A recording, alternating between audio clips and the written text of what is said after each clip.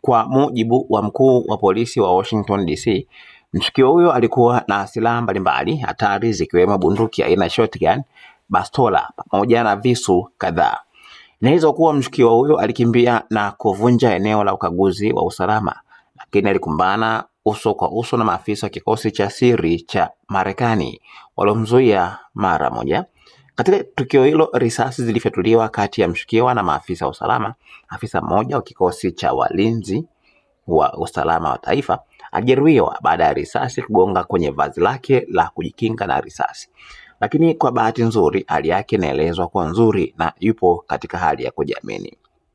Kushangaza, mshukiwa hakupigwa risasi wakati wa tukio hilo, na mamlaka zinasema inaonekana alikuwa akifanya tukio hilo peke yake bila ushirikiano na mtu mwingine yeyote.